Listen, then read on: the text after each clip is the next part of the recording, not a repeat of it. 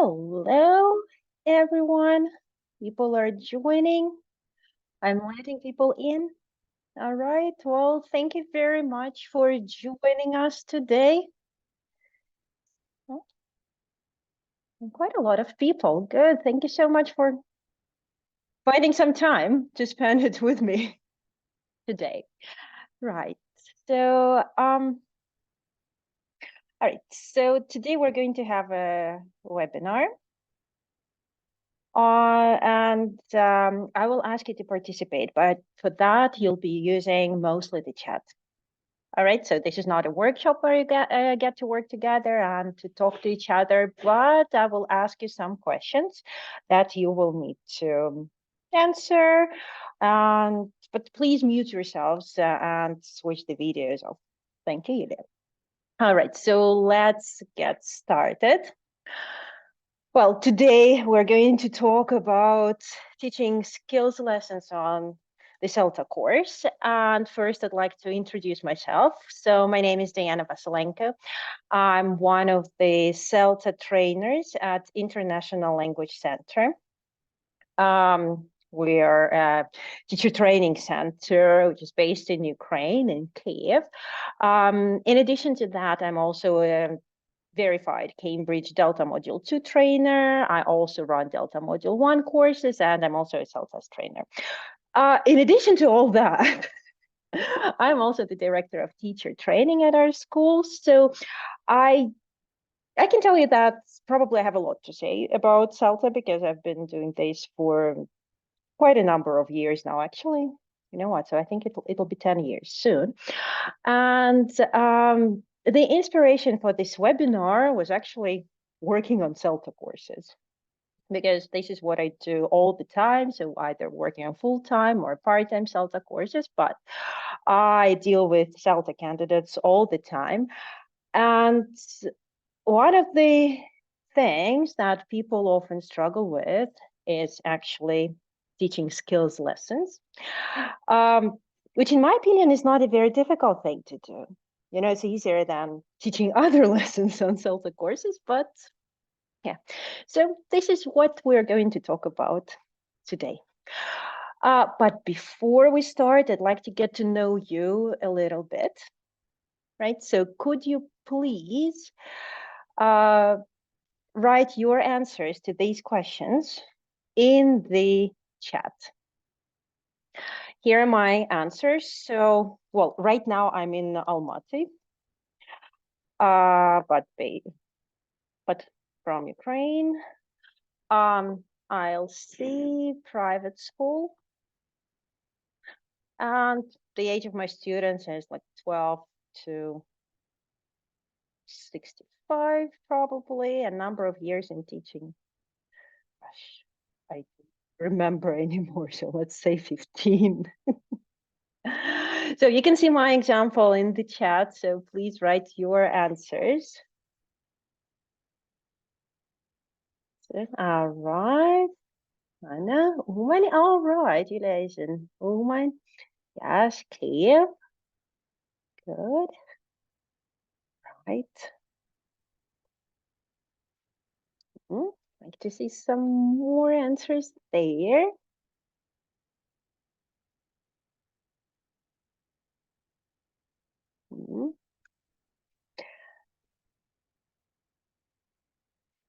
All right. So I hope that I will see more in the chat, right? And here's the plan for today. Well, first, I am going to talk about what CELTA is. I'll keep it short because I think that some of you might already know a lot about this course. We'll talk about the requirements to be accepted for the CELTA course, and then requirements for completing this course successfully and actually getting certificate. All right, I can see some answers. Right, so more people from Kiev, Berdichev, Chernivtsi. Good, welcome everyone. Denmark, but from Kiev. Good, Chmelnytsky. Fantastic. Right, please keep writing. It's good to see where you guys are. Right, then we're going to move on to talking about differences between the skills and systems lessons, the main ones. Of course, there are a lot of them. They're just absolutely different, you know, it's like apples and oranges. But, you know, when people start the CELTA course, probably because of the stress, probably because there's so much information, you know, so things get a bit mixed up. And, well, that's the reason why. I still think that it's a good idea to get ready for your CELTA course and learn about some of the differences before you actually start it to help you succeed. Right, and some common problems that teachers have with skills lessons. And of course, there will be some survival tips and useful tips for teaching skills lessons. So let's get started. So what is CELTA? Of course, you all know that this is an international qualification, right? So you know that this is a certificate that opens a lot of doors for you, and that is true. Well, it doesn't open all the doors out there for you. I'm not going to lie, because for many jobs, especially if you are, well, let's call a spade, if you're not a native speaker teacher. So for some jobs, you will probably need to have Delta, which is the next level certificate, but you cannot get Delta without CELTA. So it is definitely a good place to start. So this certificate will make it possible for you to work in the private sector, to work in sometimes even for some state schools, depending on the country and the legislation of the country. But it really shows that you can teach, and Cambridge can confirm that you can teach. Right, so it means that you can survive in the classroom. And one of the things that makes CELTA so respected around the world is the practical component, because it does involve teaching practice. There is a zillion of courses out there in the world which will teach you how to teach English in theory. But with CELTA, you'll be doing some teaching practice as well. And that is the reason why this certificate has so much weight. And yeah, the reason why I had those pictures there is because you also become, not only do you get the certificate, but you also become a part of this fantastic community, right? Because you will meet great teachers. Some of them will be less experienced, some of them will be more experienced. You will also get to work with trainers who are more often than not the most experienced teachers you will get to meet during the course. But still, this is a fantastic thing, because your network will keep growing as well. All right, so Cambridge CELTA, this is a certificate in teaching language, in English language teaching to speakers of other languages, right? So this is a pre-service course. That's why I say that if you want to work, move into a more senior position or get a job, or well, compete with native speakers, probably you will need a Delta, the Delta certificate. But this is a pre-service course. So it's for those people who want to enter into teaching. But of course, a lot of teachers, more experienced teachers, educated teachers, also take this course because they know that it's a valuable one, and it is highly recognized around the world. CELTA offers a perfect combination of theory and practice. Some time ago, I heard that CELTA is a very theoretical course. I don't need that. That is so not true. There will be some theory, but all of this theory is translated right away into your teaching, because you start teaching using those principles during the course. We teach lessons, we observe other teachers teach, and we talk about the lessons. So what can be more practical than that?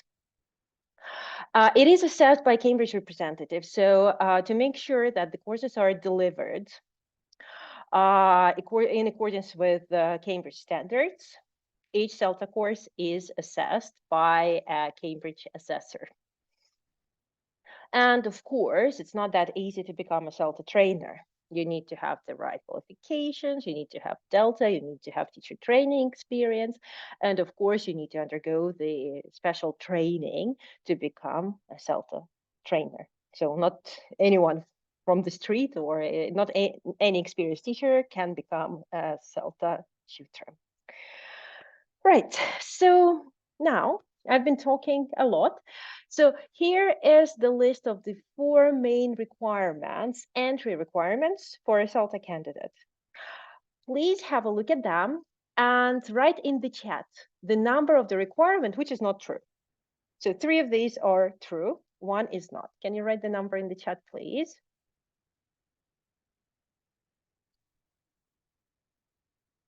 We have people from Tashkent joining us. This is fantastic.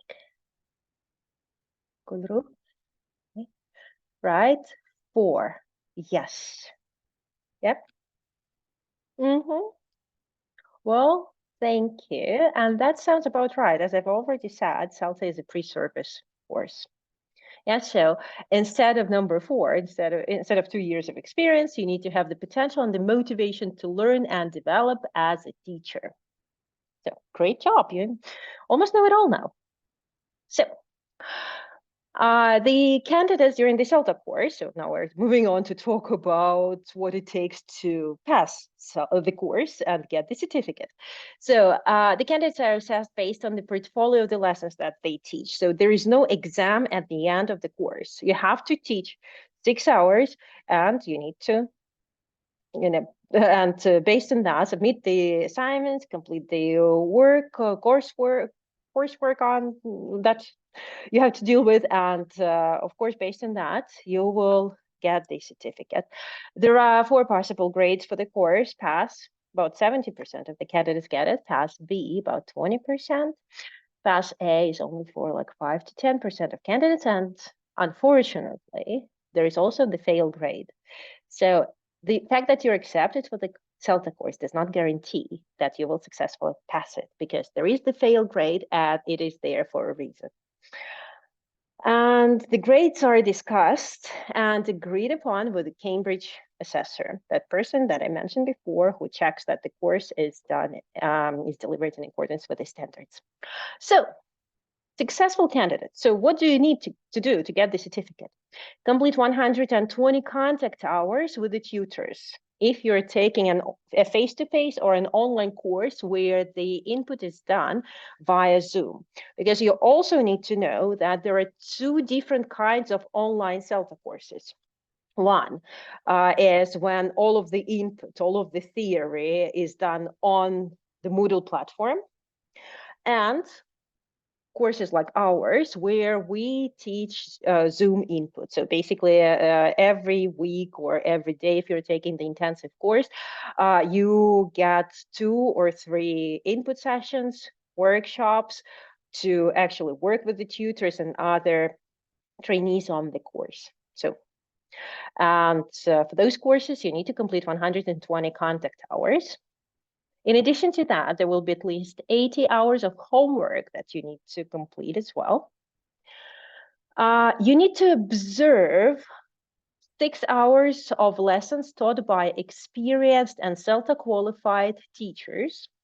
Like some of those hours are the demo lessons taught by the tutors that you observe at the beginning of the lesson of the course and then in the middle of the course. And you also need to pass 3 out of 4 written assignments. There are 4 written assignments on this course. They deal with different aspects of language teaching and learning as well, and also your professional development after the course. And in order to pass it, you can fail 1. 3 need to be passed. You can pass them on resubmission. So so just to give you a clear idea of the workload, you need to complete 4 written assignments. Each of the written assignments is 750 to 1,000 words long. And if you don't pass it the first time you submit it, you're given some time, recommendations, and the chance to resubmit the assignment. So, which is great, because it makes it much more difficult to fail those assignments. And you get the support from the tutors and you learn from that more. But the bad thing is that that does add up to the workload. So, you also need to complete 6 hours of observed and assessed teaching practice. Yeah, so, and that has to be done at 2 distinctly different levels. No, Tamila, not 3 assignments. There are 4 assignments on the course. Good. By the way, please write the questions here. I will be answering them either as I see them or at the end of the session. And yeah, so let's talk about the teaching practice, because that seems to be the most difficult and, well, honestly, a very important part of the course. And this is what could be stressful at times. So we want you to feel better prepared for that. So normally, well, the Cambridge requirement is 6 hours of teaching practice. At our center, the way we organize that, our trainees teach 8 45-minute lessons. So, for example, on one day of teaching practice, if this is the part-time course, there are 5 teachers who teach their 45-minute lessons on Saturdays. Then there is a break, then we get together to talk about the lessons, and then we plan lessons for the next week. But there are 8 45-minute lessons. You work with 2 different levels. So first, you need to work with one level, and after 4 lessons, you switch to a different level. And those 2 levels have to be distinctly different. So you cannot teach elementary and pre-intermediate. No, if it's elementary, then you have to teach an intermediate group. If it is a pre-intermediate group or A2, your other group has to be B2. So there has to be one level in between. You also need to teach a variety of lessons. It's not like you'll be doing something similar all the time. And you need to teach grammar lessons at 2 different levels. So that is a rule from Cambridge. So let's have a look at the variety of lessons that you get to teach. So here are the possible lesson focuses. So we have green and gray. Have a look at them. What do you think they are called? Like, what's the difference between green and gray? Can you write your answers in the chat, please? Like one, something. Uh-huh. Okay, I can see the answers. Mm-hmm. Would anybody else like to try?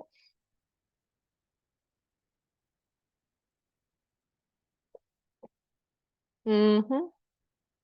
Yes. Yep. Great. You are right. The yellow ones are systems, and on the right, the gray ones are skills lessons. So reading and listening are receptive skills, and speaking and writing are productive skills, and this is what we're going to talk about now. Right, so the first difference, it's the aim of the lesson, because when you teach something, you need to know what you're teaching that for, or what's the aim to achieve at the end of the lesson. So you start the lesson, at the end of the lesson, your students need to have done something. Something needs to have changed for your students by the end of that lesson. So I'll be quiet for 1 minute. Could you please read the aims for the lessons and type the numbers for the aims which are for skills lessons? The aims are green, the question is orange. Which of these are skills lessons? Please write the answers in the chat.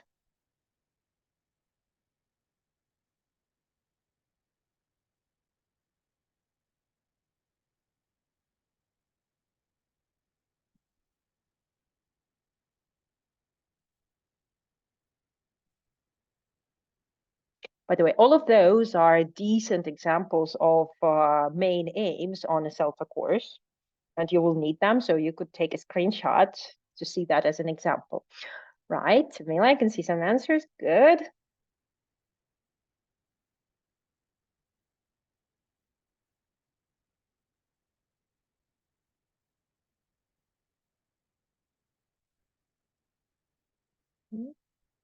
Mm-hmm.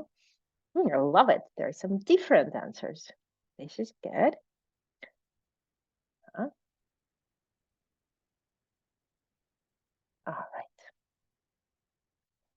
Fantastic. Thank you. All right. So my answers are 2, 3, and 6. I remember seeing number 1. So by the end of the lesson, students will have learned some new words, see, some new words. If we mention some new words, that means that it's most likely either a Lexis lesson, yes, because for functions, that would be some phrases. And number 4, let's have a look at that one. By the end of the lesson, they will have learned some useful phrases used by doctor and patient, and they will have used them during a doctor-patient role play.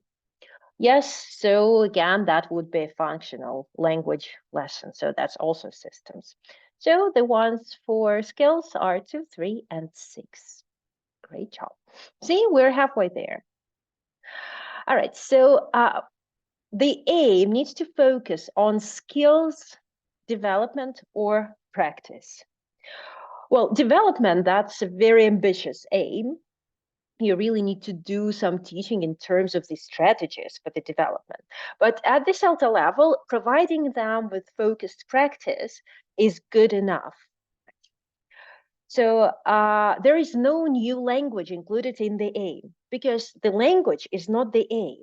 We're not teaching them language. We're all language teachers, but we need to remember that there are skills lessons, and for our students to function well, but they need to know how to make use of those skills, which are reading, listening, speaking, and writing. And that doesn't happen right away the moment they wake up. Not everything can be transferred from their L1, because in our L1, those skills are not something that we worked on developing. So we grew up developing them and imitating them, right? And learning and fine-tuning them.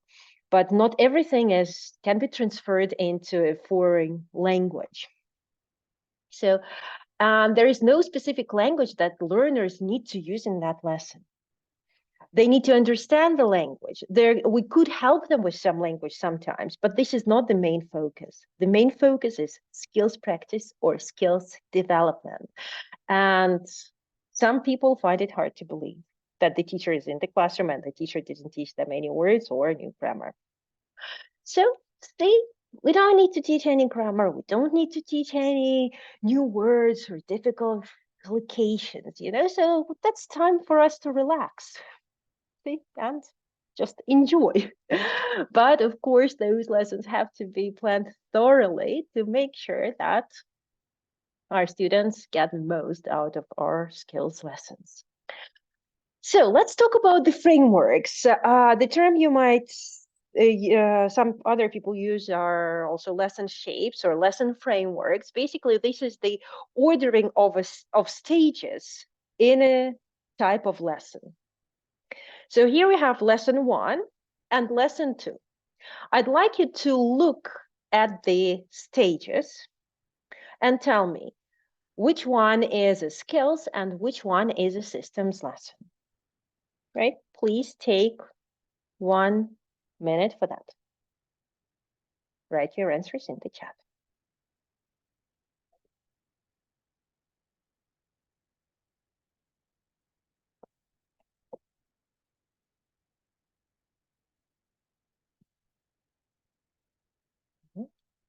Have one answer. Do you agree?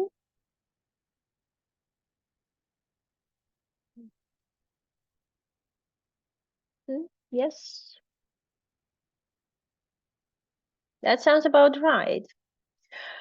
So, and one of the things that many teachers find confusing during the CELTA course is that in the text-based language lesson, there is also a text that we read or listen to. So there is the lead-in, optional pre-text discussion. There is reading or listening, which creates the context for the new language.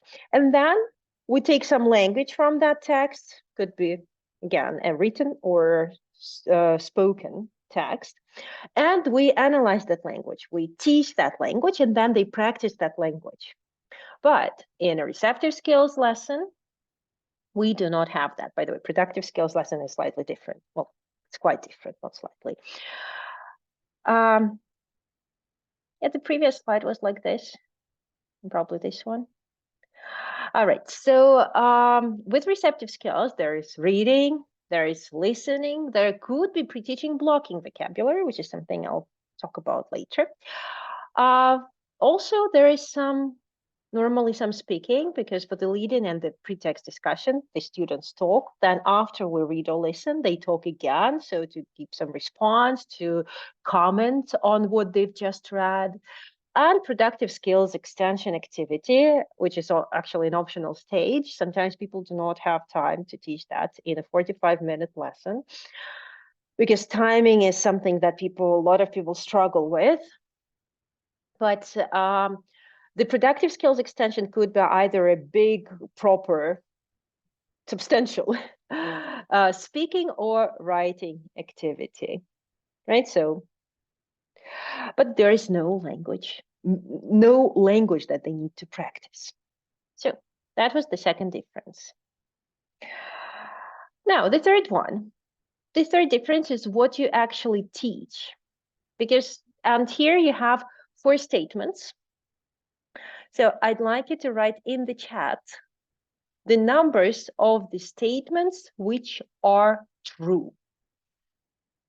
Of course, about skills lessons. 1 minute to look at that and write which ones are true.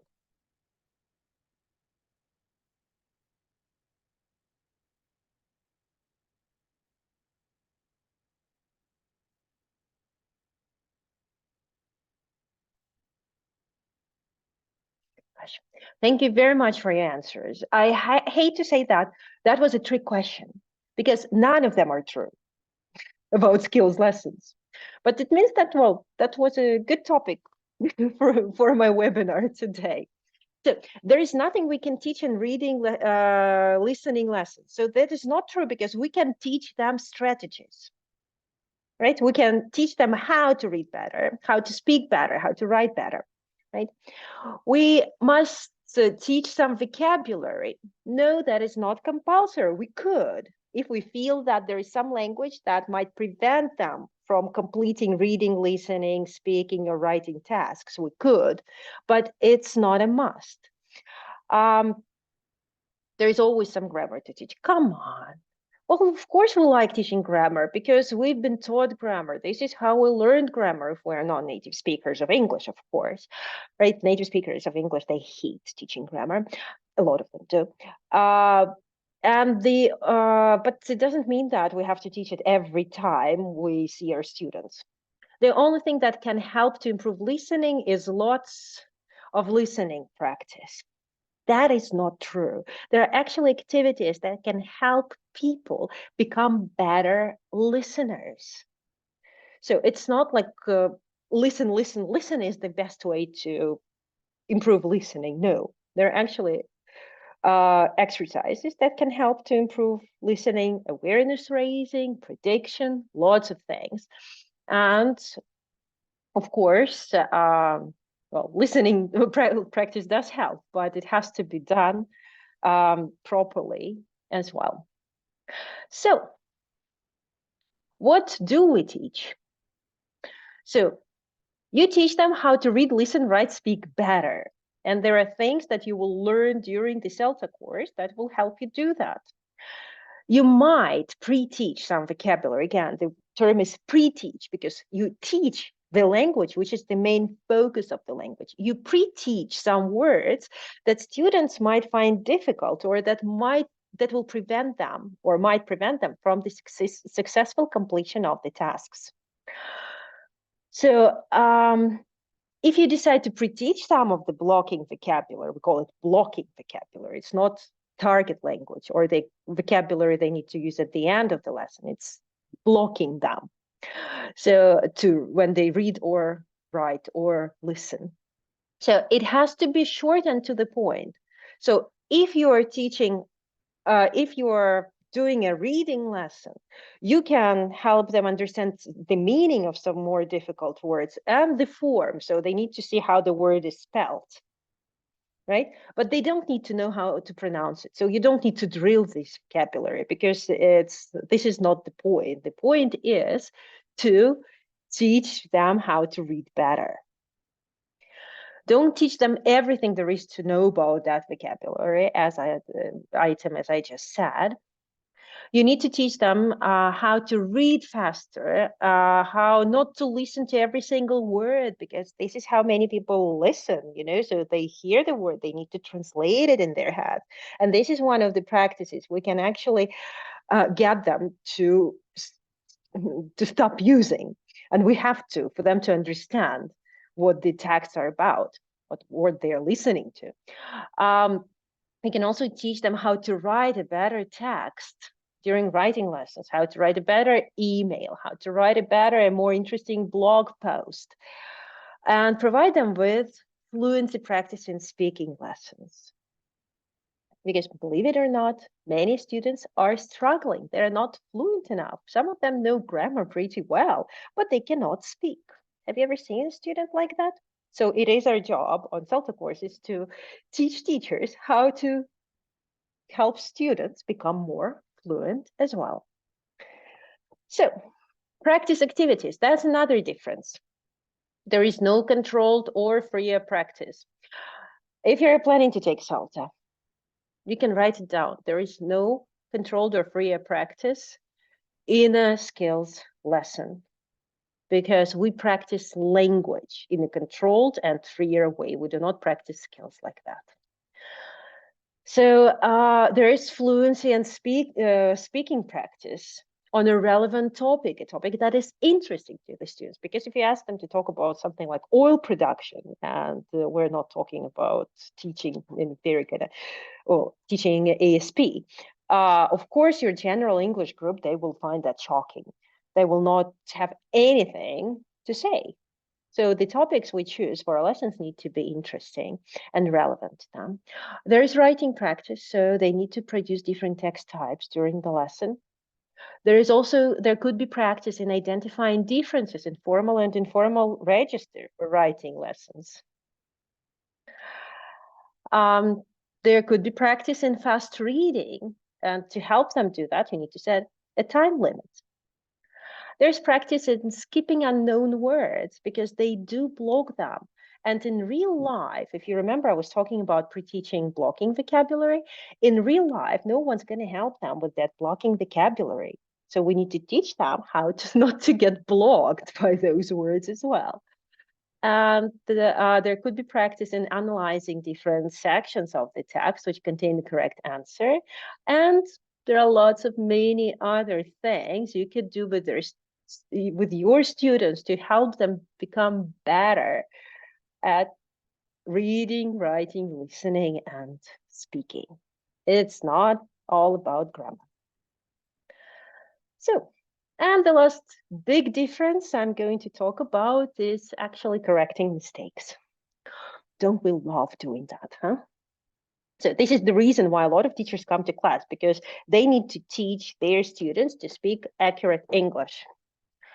There are different views on error correction, so whether on-the-spot correction is useful or not, but I'll be talking about delayed feedback, so on language. So at the end of the lesson, you write some mistakes that you've heard during the lesson for the learners to correct, and then this is how you correct mistakes, so you can discuss those mistakes with students. So that could be a great learning opportunity for many people. So for reading and listening tasks, when checking answers to reading and listening tasks, it's important to guide them to finding the correct answer. So you don't just show them the correct answers. You need to help them to find those answers if they fail to do so without your help. For speaking and writing tasks, before correcting mistakes, after speaking and writing activities, it's crucial that you do feedback on content first. Yes, good job, Diana. Yes, typo, sorry about that. Yeah, so we need to focus on the content. So for example, you ask them to write an essay on advantages and disadvantages of of alternative ways of education, right? So the first thing that you need to do, you need to ask whether they actually support alternative methodologies or not. That would be the feedback on content. And then you can get into the part which involves error correction. And for all skills lessons, the good thing is that when you get to the delayed feedback stage, to correcting those mistakes, putting them on the board and discussing them with the group of learners, you can focus on any mistakes you want. So any mistakes you think are important to correct at this stage, you can skip some which are slips or which the ones that are not that important. But it is up to you to decide which mistakes you're going to focus on in this lesson. You correct some mistakes, you highlight some rules, and you let them go. Again, remember, this is not a grammar lesson.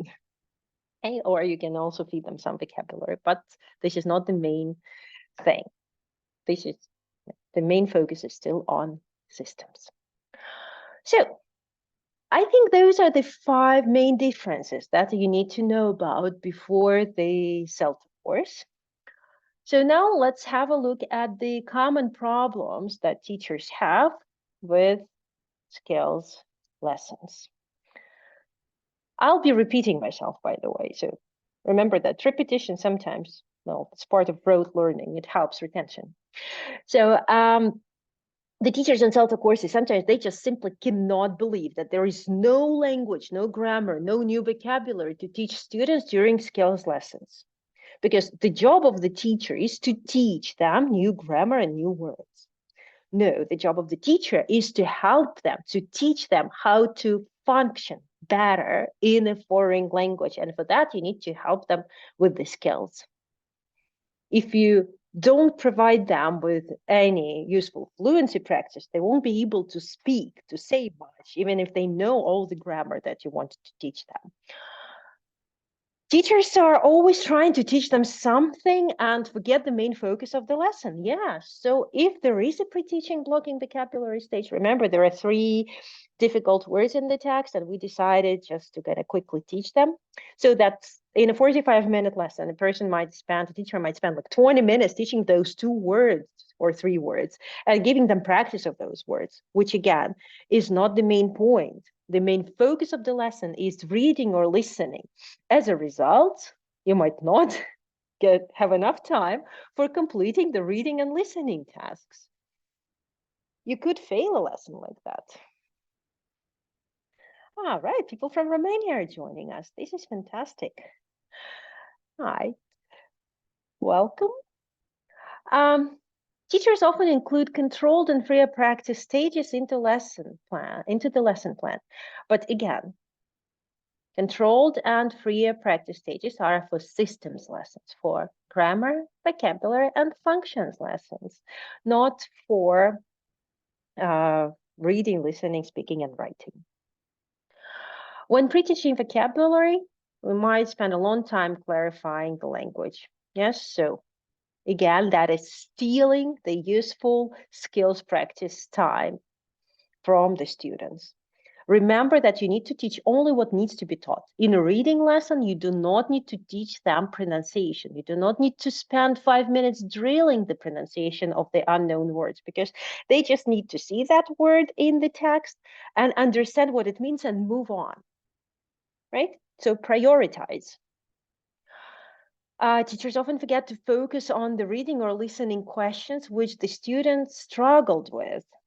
Again, so imagine you give them a reading task. There are 7 questions. You ask them to read the text again to answer those questions, and they can answer only 5, but there are 2 questions that they couldn't find the answers to. What do you need to do? You actually need to look at the text and help them find the answers there by guiding them towards that. But what teachers end up doing, they just give them a list of the correct answers, show them the correct answers, and say, okay, now let's move on. No, remember that we need to teach them skills, not just give them practice tasks or test them. Because actually, those tasks are often deemed by the students as, they're often seen as tests. So there is right and wrong answer. So listening, you ask them to complete a listening task, they pass or fail. No, We need to change their mindset and help them to do it better. Yes, so another thing when it comes to feedback on language, what teachers do in skills lessons, they correct mistakes in the vocabulary and language that they pre-taught.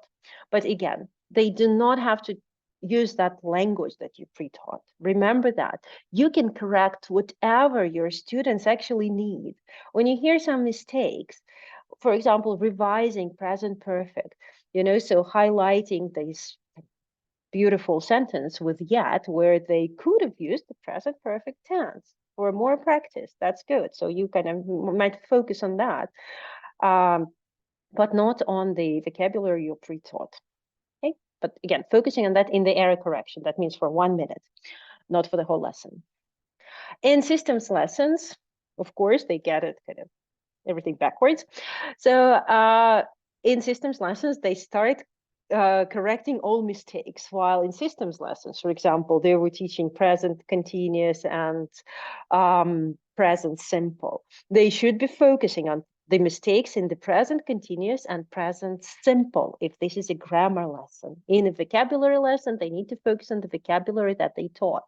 But they correct everything they heard. Again, see, kind of keeping this difference in mind between systems and skills lessons might actually prevent you from getting a grade higher than a pass on the CELTA course. So that is important. Now, so what can we do? What do you need to do during your CELTA course if you want to succeed?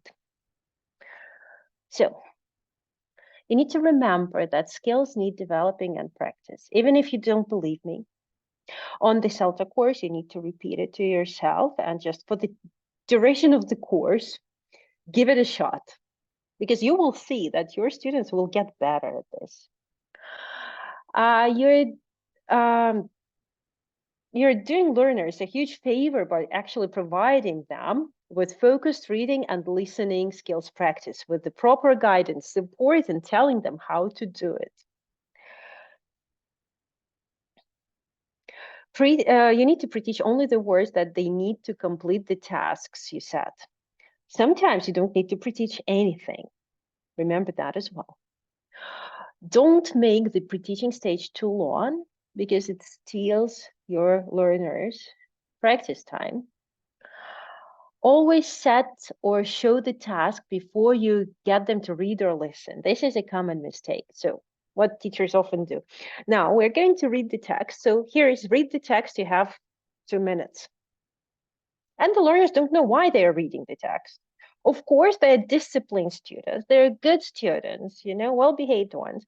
So they will do what the teacher tells them, but not all of them will know why they're reading, and it will make it difficult for them, for language learners again, to understand the text. So before you get them to read or listen, you need to give them a task. So read the text. Do you think the author is happy or sad? Read the text, choose the best title for the text. Remember that the task should always come before the text. Set time limits, right? So to help them develop the skimming and scanning skills. Skimming is reading for the general idea. Scanning is finding specific information. Sometimes can be narrowed down to finding information like dates, proper nouns, so easily identified information in text. Set time limits. Don't be afraid of them. 1 minute, because yes, I know they are most likely they won't be able to finish it all, but they will at least try. They will try to read the text till the end to understand what it is about, which is the skimming skill that they will need when they take international exams, right? So setting time limits is a fantastic thing that you can do for your learners. Always get them to check their answers in pairs. Yes, this is one of the things that CELTA emphasizes, and this is one of the kind of very good practices and a communicative approach to language teaching. It's working in pairs. So when you get them to check in pairs, it actually kills many birds with one stone. There are at least two. So the first one, it helps to build up their confidence, because before they speak to the teacher and the open class and all other people present during that lesson, they get to check if they are actually got their answers are correct or not, which helps them to feel better and more confident when the teacher asks them to share their answers with the whole class. And also, as you monitor, as you are observing your students while they're checking in pairs, you will also be able to see which questions they found more difficult and what the mistakes are. So this way, you will be able to help them better find the correct answers when you check them all together. Remember, going back to analyzing the text. And yes, and this is my next point. So after checking in pairs, when you check the answers with the whole class, refer to the sections of the text um, the text which contain the answers to the more difficult questions, the ones that they struggled with. Right? And make your feedback to reading and listening tasks visual. Yes, well, the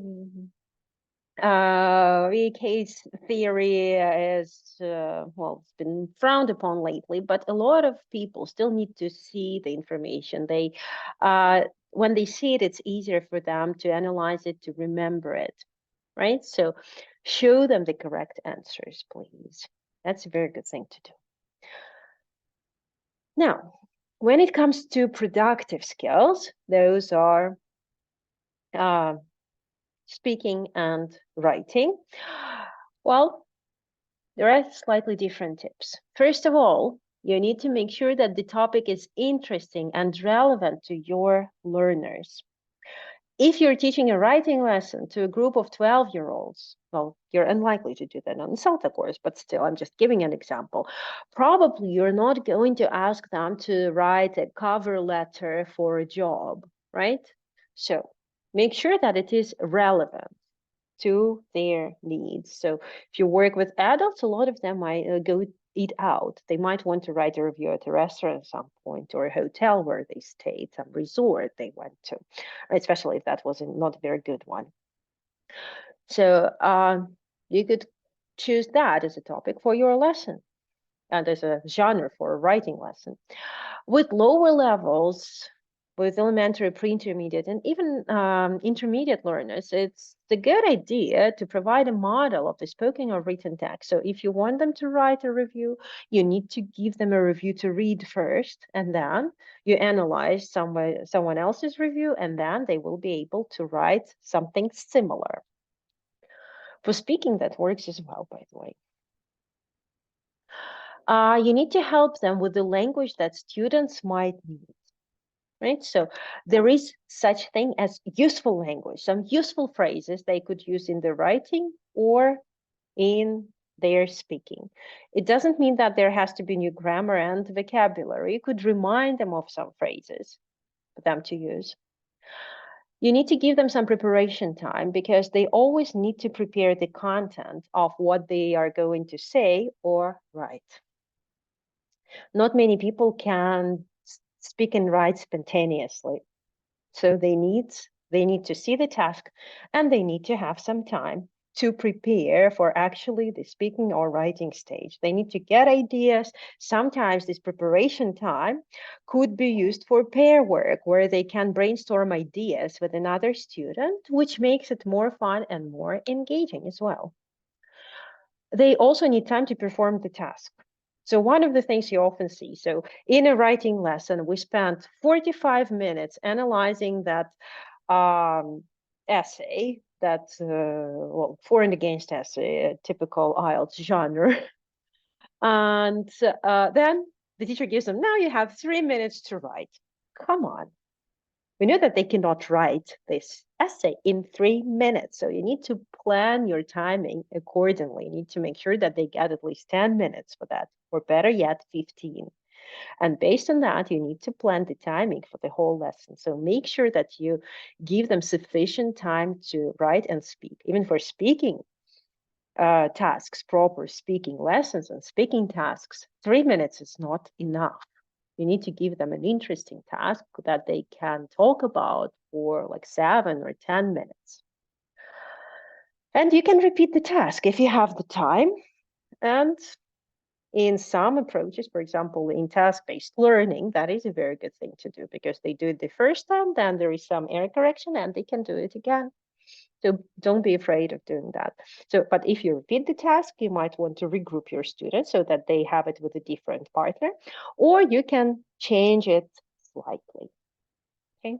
For example, what is the best holiday for you now? What do you think is the best holiday for your child or for your best friend? Is it the same or different? Tell your partner how that holiday would be different. And of course, remember for speaking and writing tasks, when they have finished, when they come back, proud of their speaking and writing that they've done during your lesson, you remember to give some feedback on content. So you need to ask them, so what's your perfect holiday? Or did you like the holiday of the other person? Yes or no? So they were talking about something. They have opinions. Ask them for that opinion. Because, well, they need to know that you care about what they were talking about, right? And only after the feedback on content, you do feedback on language and correct some mistakes. Right. So, two things before I continue. Now, there is time for questions to that you can write in the chat box. At the end, there will be a certificate.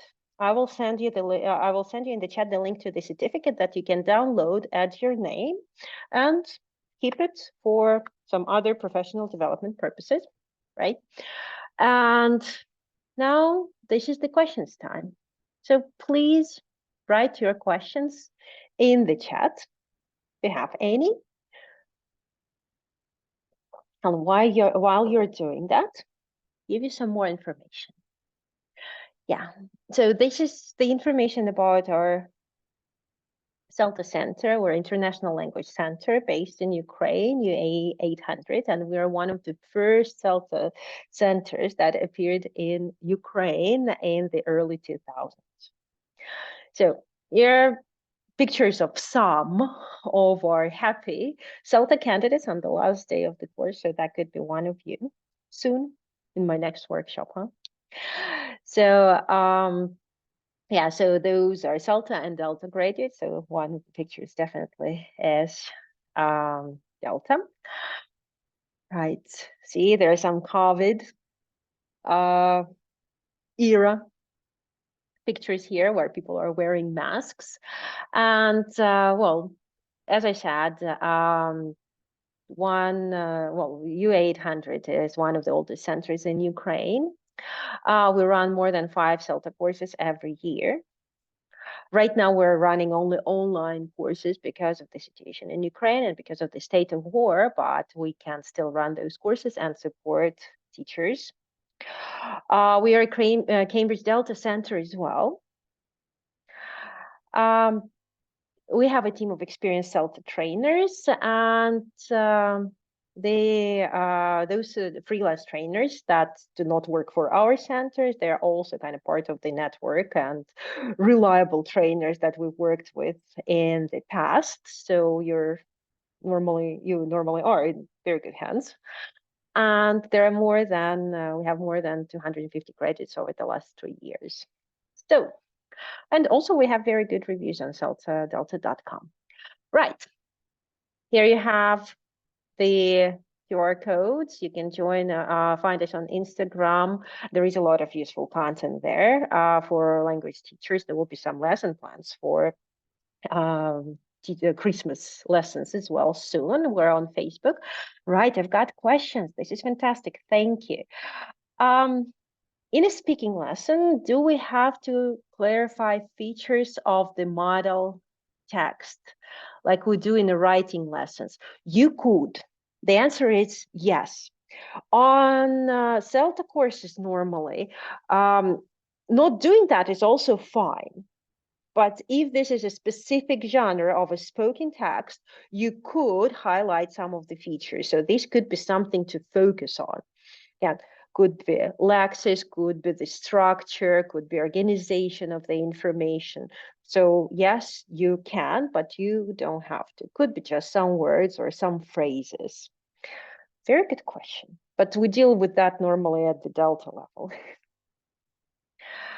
All right, Guru, thank you so much for the kind words. Duration of one lesson is CELTA taker gives. So the lessons that teachers teach at our center are usually 45 minutes long. So on intensive courses, we have 3 teachers teach on the same day. So it's 45 minutes, 45 and 45, right? But each teacher teaches for 45 minutes, no longer than that. And they have to teach those 45-minute lessons 8 times to make up for the requirement of 6 hours of observed and assessed teaching practice. Right, duration of the lessons. So I'd like to ask about delivering lessons during CELTA Online, especially during summer courses, if the students are on holidays, but we organize groups of students for you. This is the beauty of CELTA. It is the job of the center to find real students, because you work with our students. You do not work with your own students. So we organize groups of students for you, and you teach using those real students. So that is normally not a problem.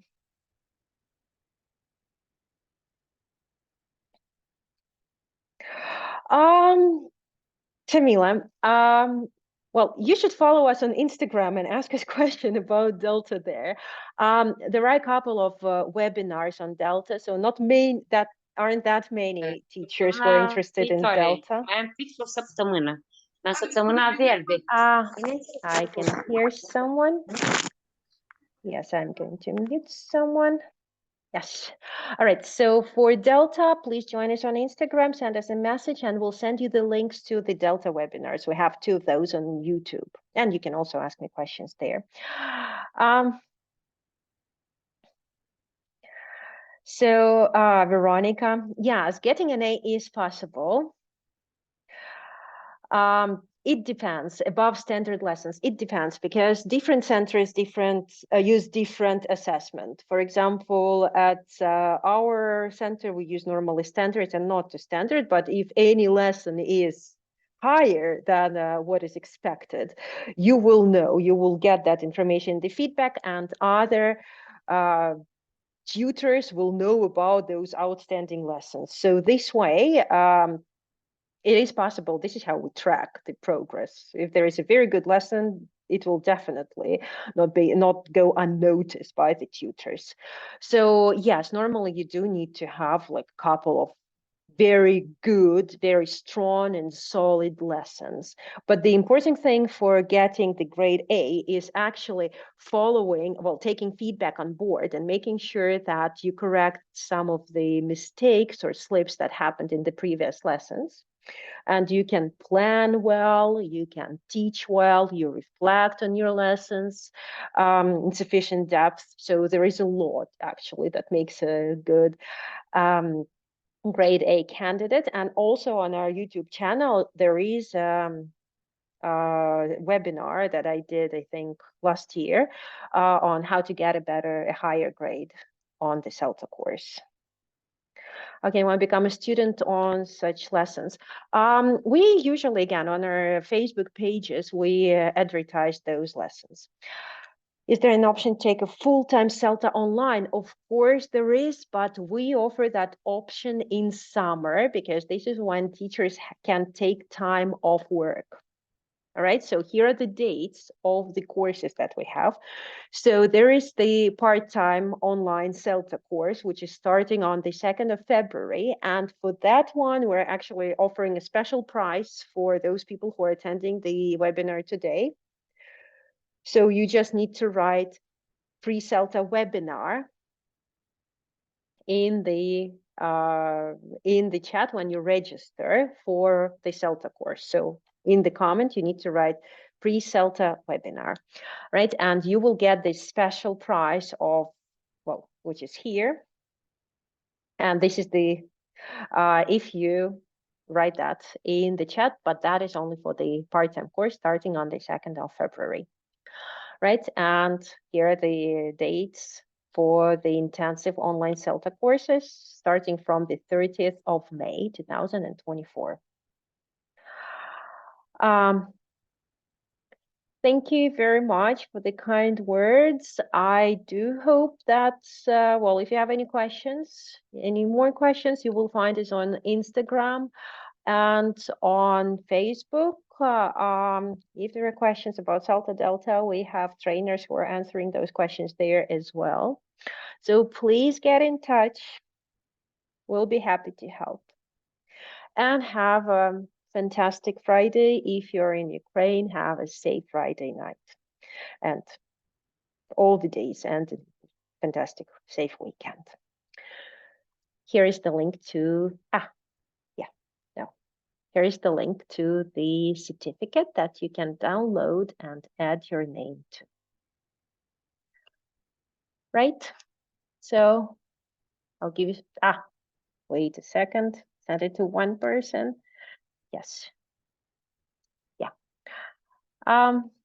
Hope you can see this link, right?